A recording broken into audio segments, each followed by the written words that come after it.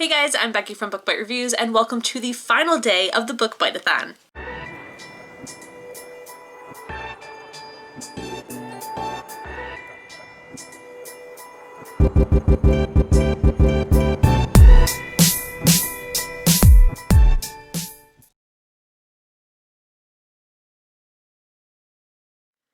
So today is Sunday, the last day of the Book Bite-a-thon, and so far I've already done some reading. I finished The Mortician's Daughter by C.C. Hunter last night after midnight, which was 58 pages. So today I'm going to be focusing on reading Ghost Hunters. I'm hoping that I can read the entire thing today. That would be great, but if anything, I'm definitely going to be starting it today. Right now it is 10:30 in the morning.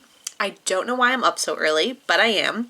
And it is a very gloomy, rainy fall day, which I'm loving. My husband and I are going to go out and do some really fun things. We are going to Target and Barnes & Noble, so I'm very, very excited. Hey guys, so it is later on Sunday night. It feels very late because it is pitch black out, but I think it's like maybe 9 o'clock. Not even, it's 7:30 and it feels like it's like 10 o'clock at night, but it's only 7:30. I have been doing some reading, but I haven't done any reading for the Book Bite-a-thon. I finished The Mortician's Daughter like I told you guys. Really enjoyed it. I don't remember if I told you what rating I was giving it. I'm giving it 5 out of 5 stars. I really, really liked it. It wasn't as dark as I was expecting. I thought that the issue with the serial killer was going to go a lot darker and a lot scarier.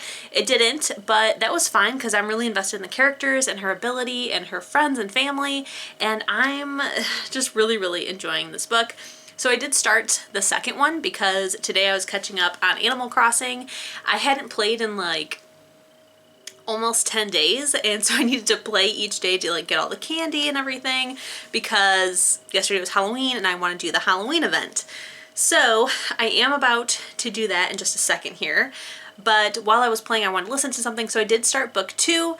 I'm really liking this one. It's so good and we're finding out so much more about our characters, and I really like this series. So I did put a poll on Instagram asking you guys if I should read The Mortician's Daughter or if I should read Stone Cold Touch, which is the next book in the... I can't think of what its official name is. The first book is White Hot Kiss by Jennifer L. Armentrout. I asked you which of those I should pick because I wanted to replace Ghost House, and majority said to do Stone Cold Touch, but The Mortician's Daughter was a lot shorter. I think that audiobook was like 6 hours and Stone Cold Touch was like 15. So I decided to go with this one, and I'm honestly pretty happy that I did because I don't know when the next time I would read this book, and now I'm like on book 2 out of the 3 books that are in the series. I may just like finish the whole thing off, and I'm just really enjoying it. But the other reason I wanted to come on here is because I am going to be doing a reading sprint tonight at 11. So I am going to be starting Ghost Hunters. I'm pretty excited about it, a little nervous, but excited. I feel like I won't be able to finish it before midnight, but I'll be happy with just starting it and getting a good chunk of the way through. So before I go downstairs and eat some dinner and play a little bit more Animal Crossing and then read, I did have a little haul that I wanted to do for you guys because I did go shopping today and I did get some really cool things for my mom from Halloween. Hold on, my computer's making so many noises. But now, let's do the little haul. So first let's start with the things that my mom got me for Halloween. So she got me this cute little black cat soap pump from, I think this was at Target or Walmart. I can't remember where she got it from, but I think it's so cute and I'm definitely going to like keep it and refill it. And then she got me this little Day of the Dead cat that has a little solar panel on it, so when it like charges up, the little head will tilt. So I thought this is so cute to keep on my office desk. And now let's get to the stuff that I bought today. So first up, let's do Barnes & Noble. So I asked my husband what like my limit was, and because I had something in mind and it costs a pretty penny. and that is the box set of Throne of Glass, because I really want to read the series and I want to have all of the books. So I wanted to get the box set. Unfortunately, I haven't been able to find the box set at Barnes & Noble anymore. Before the pandemic, they had some, and now I couldn't find a single box set of like any series. Well, a couple of the small series they had like in the book aisles, but usually they have like a table set up with different box sets, and they don't anymore. He said, I told him like what my plan was, what I really wanted to get. So we did order it off of Amazon because it's currently on sale on Amazon. It's usually like 160 bucks. It's on sale for 125 or something right now. So we did order that. It doesn't come in stock until like next week or something, which I'm very thankful about, because a while ago it let me know that it went out of stock and I've been waiting for it to come back because you couldn't buy it other than like somebody's used edition, and I really wanted the box set. So the box set is on its way, but I also convinced him to buy me just one more book today, and it is Cemetery Boys by Aiden Thomas, and I'm so excited about this, you guys. I've really been wanting to read this ever since I heard about it. This is a book, I believe it's about a trans character. It's for sure written by a trans person. Okay, yes, so it is not only by a trans author, but it's also about a trans character, and it's paranormal, and it's YA, and it's like spooky, and I'm just so excited to read it. My plan was to borrow it from the library, and then if I really loved it, pick it up, but it is the Barnes & Noble YA book club pick, and they had so many beautiful copies, so I just decided to pick it up because I know I'm gonna like it, and I also really want to support trans authors, so why not just go ahead and buy it? So I did pick it up. I just want to see if there's okay, I didn't know that it looked like this without the dust jacket. Oh my god, I don't know if this is like the Barnes & Noble exclusive or something, because it does say it's a YA book club exclusive edition, but usually that just means there's like an interview or something. I don't know if I'm gonna put the dust jacket back on, you guys. Oh, that's so stunning. That's so amazing. I love that. What's so funny is when I went to grab it, I was like, oh, I wish I had like sprayed edges or something, but it's fine, I'm gonna buy it. And love it. And then I went to Target. I went to Target for no reason other than to see if they had Halloween stuff on sale. I wanted to get like some Halloween decor and stuff like that. They had very little, which I find kind of surprising that like everything's been bought. I feel like they just like, we're only gonna put these things on sale kind of thing. I bought a whole bunch of things that I don't need, just want. I only bought one thing that is Halloween, two things that are Christmas because they started putting out their Christmas in their dollar section, and one thing that is Animal Crossing, and it is a, oh, it's upside down, an Animal Crossing notebook. So I love notebooks. I don't know if you guys know, I talk about it a lot. I have a unhealthy relationship with notebooks. I can't remember stuff unless I write it down. So I saw these. They're so cool. Got a little Nook stamp. It has a elastic closure. I don't know what to call that. And then it has a 2021 calendar in it. And then the pages are just like lined with little cute designs, and like you can put a date. Hello, Pep. And it's just super cute. It also has, Pep, come on. It also has a ribbon bookmark, and I just thought it was so cute, so I picked it up. So then, this is all thanks to my husband. He saw this. I feel like I'm gonna have to go back and get more of these because I feel like I'm gonna need like 2 more of each for each bookshelf, but we will see. These were in the dollar section for $3, and my husband spotted them, and I was like, I need these for my bookshelves. So first up, well, actually, I'm gonna show you these ones. So these aren't the ones that my husband pointed out, but I grabbed these ones too. They are these little string lights that are little stars that are so cute. They're like glittery, and I just love them. Pepe loves them too. But here's the ones that my husband saw. And they're these little glass bulbs with trees in them and snow. So they're almost like snow globes. I'm so excited about these, so I'm hoping to maybe like pair them together and put them across the top of my bookshelf for winter time, but I also have to see like how long they are, so I may be able to get away with just doing one, but we will see. Very, very excited about it. And then finally, the Halloween. So they didn't have a lot, and they did have this though, that my husband, again, like he really found some cool stuff today.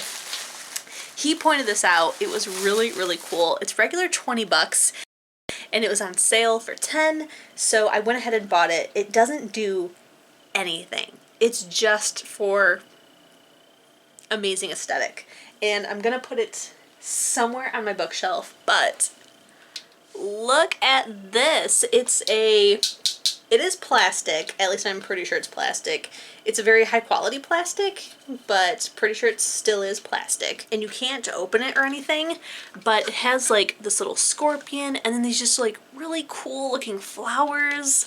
And I just love it. It's just this really cool like terrarium, and I'm such a big fan. So I'm very excited about this new edition that I have. So that is everything. I am now going to edit day 5's vlog and put that up, and then 6 and 7 will go up tomorrow. So I'm gonna edit that, eat some dinner, and then start my next book and also get everything ready for the reading sprints, play some Animal Crossing. I'm excited. Alright guys, so it is now midnight. The book bite-a-thon is officially over. I think I'm going to wait till tomorrow to do my wrap-up and everything, but I did want to talk to you guys. Before I go, I want to talk about the reading that I did today, and then tomorrow I'll talk about my overall reading for the entire book bite-a-thon. So today I ended up reading 314 pages, which is pretty insane because I feel like I didn't read for that long today, so I'm very happy with my progress. So 58 of those pages was finishing the first book in the Mortician's Daughter series. Then I read 222 pages of the second book in the Mortician's Daughter series, which I'm really, really enjoying. I can't wait to finish the series. It's so good, it's so interesting, and I'm just hooked. Then I read 34 pages of Ghost Hunters it's technically by Robert David Chase, but it's about Ed and Lorraine Warren. So this is like why I really wanted to update you guys tonight before I went to bed. So I was listening to the audiobook of 2 Feet Under, which is the second book in the Mortician's Daughter, on audio anytime that I read today before 11. I was listening to that audiobook, and then from 11 to 12 I wanted to pick up this because it is the last book for the book bite-a-thon that I needed to read. So I read 34 pages. I could have read more. I probably could have gotten to like probably at least the 50-page mark. Definitely wouldn't have finished it. However, by page 34, I was pretty much done with this book. I don't really like the viewpoint that the author of this book is taking, like especially at the beginning. So it says, many cases of so-called mental illness are really the result of possession. Many cases of murder are likewise the result of demon possession. I don't like that sentence. So for one, I think maybe sometimes, because I slightly believe in this stuff.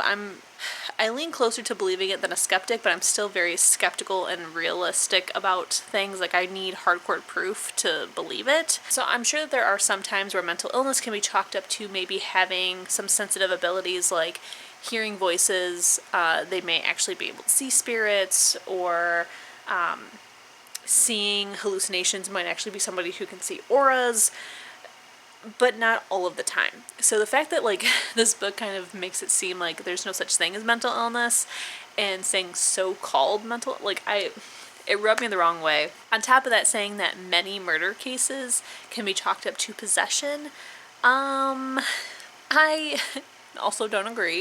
I don't know, it just, that whole sentence I don't like or agree with, and it makes it seem like mental illness isn't real and that murderers are actually innocent because they had no control of what they were doing, and I just don't like that. And so from there on out, like, my opinions of this book just like took a nosedive. The other thing is that, so I forgot to look to see, this book was written in 1989, which makes a lot of sense now. I was expecting like this to be very creepy and to like talk about like these very like famous and like really good cases that Ed and Lorraine have done that kind of like prove that what they're doing is real. And instead it's like these very like short stories of different cases. It kind of takes on a tone of like them being annoyed when people don't believe them until they prove it. And I don't know, it was like interesting but not creepy like I was expecting. And then there was a story called Murder Most Violent, which is about how Lorraine helped a police department find these 3 men who raped and murdered a young mom. And I don't like how our author wrote about it. It's the second story in the book, and after that I decided to just stop. But for this rape and murder case, it told us like very specific details of what happened to this woman, and it felt like kind of like crime porn. Like I don't like the way that it was described or how it didn't feel like apologetic for being in such gruesome detail. It was just very weird because the story before didn't go into this kind of detail. So I just don't like the male gaze viewpoint basically of the story. And it after reading the sentence about so-called mental illness and then reading this story, I'm just like, you know what? I don't want to read this. Oh, really quickly. Earlier when I was editing day 5's vlog to go up tonight, it is the vlog where I get my new car, and one thing that I forgot to tell you guys, which I don't think I had it named yet, I think I named it that night, but I do always name my cars that I get. So my first car was a Chevy Cavalier convertible, and its name was Jack. My next car was a Chevy Cobalt, and its name was Rose. Then I recently had the Ford Focus, and its name was Luna. And then now I have my Chevy Trax, and I have officially named her October. Just a fun fact, I do name my cars. She has a name, it's October. Didn't tell you guys that in the vlog, but do you guys name your cars? And if so, what is your car's name? Tomorrow we will wrap this vlog up by talking about all the books that I read this week and final thoughts. So I will see you guys tomorrow.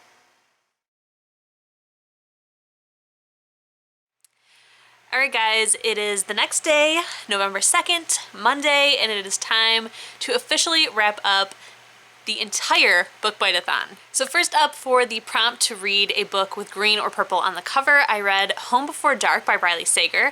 I really love this book, and I'm giving it 5 out of 5 stars. I will definitely be checking out more from Riley Sager, and I do have quite a few books in his backlog that I need to check out. I think like 3 or 4, so I'm pretty excited about that. For the prompt to read a paranormal book, I started reading Ghost House by Alexandra Ardenetto.